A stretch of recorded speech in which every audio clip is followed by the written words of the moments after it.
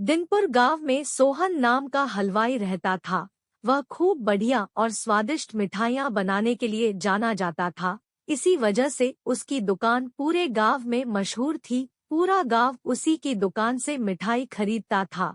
वह और उसकी पत्नी मिलकर शुद्ध देसी घी में मिठाई बनाते थे। इससे मिठाइयाँ काफी अच्छी और स्वादिष्ट बनती थी। हर रोज शाम होते होते उसकी सारी मिठाइयाँ बिक जाती थी और वह अच्छा मुनाफा भी कमा लेता था।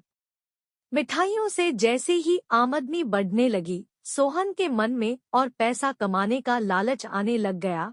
अपने इसी लालच के चलते उसे एक तरकीब सूझी। वह शहर गया और वहां से एक दो चुंबक के टुकड़े लेकर आ गया। उस टुकड़े को उसने अपने तराजू के नीचे लगा दिया। इसके बाद एक नया ग्राहक आया, जिसने सोहन के पास से 1 किलो जलेबी खरीदी। इस बार तराजू में चुंबक लगाने की वजह से सोहन को अधिक मुनाफा हुआ। उसने अपनी इस तरकीब के बारे में अपनी पत्नी को भी बताया, लेकिन उसकी पत्नी को सोहन की यह चालाकी अच्छी नहीं लगी। उसने सोहन को समझाया कि उसे अपने ग्राहकों के साथ इस तरह की धोखेबाजी नहीं करनी चाहिए, लेकिन सोहन ने अपनी पत्नी की बात बिल्कुल भी नहीं सुनी।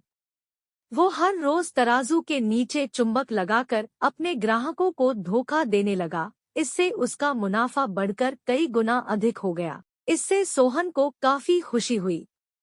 एक दिन सोहन की दुकान पर रवि नाम का एक नया लड़का आया। उसने सोहन से 2 किलो जलेबी खरीदी। सोहन ने इसे भी चुंबक लगे तराजू से तोलकर जलेबी दे दी। रवि ने जैसे ही जलेबी उठाई, उसे लगा कि जलेबी का वजन 2 किलो से कम है। उसने अपना शक दूर करने के लिए सोहन से दोबारा से जलेबी को तोलने के लिए कहा। रवि की बात सुनकर सोहन चिढ़ गया।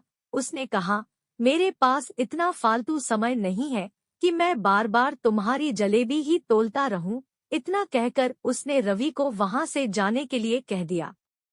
सोहन मिठाई वाले की बात सुनने के बाद रवि जलेबी लेकर वहां से चला गया। वह एक दूसरी दुकान पर गया और वहां बैठे मिठाई वाले से अपनी जलेबी तोलने के लिए कहा। जब दूसरे दुकानदार ने जलेबी तोली तो जलेबी सिर्फ 1.5 किलो ही निकली। अब उसका शक यकीन में बदल गया था। उसे पता चल गया कि सोहन मिठाई वाले के तराजू में कुछ गड़बड़ है।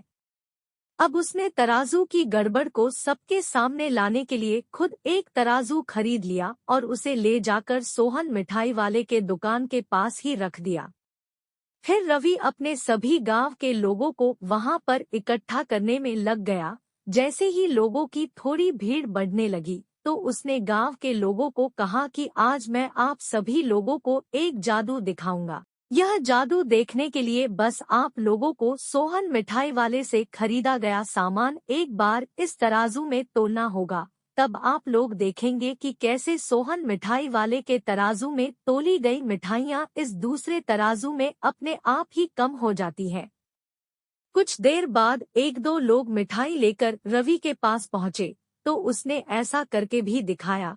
इसके बाद सोहन के दुकान से जिसने भी मिठाई खरीदी थी, सभी ने रवि के तराजू में तोलकर देखा, तो सबकी मिठाइयाँ 250 ग्राम से लेकर आधा किलो तक कम निकली। यह सब देखकर लोगों को काफी हैरानी हुई।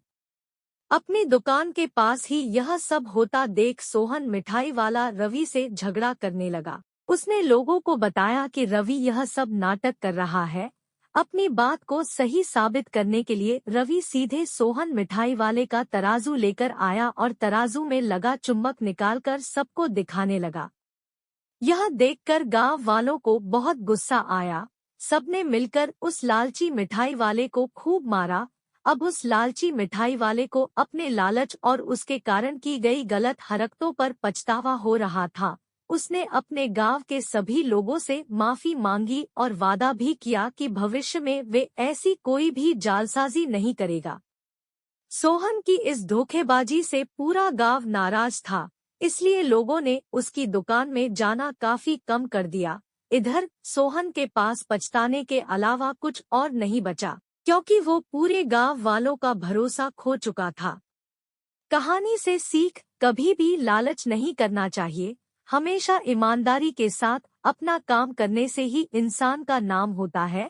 लालच के चलते भले ही कुछ समय के लिए अच्छा फायदा हो, लेकिन इससे इज्जत और आत्मसम्मान दोनों कम हो जाते हैं।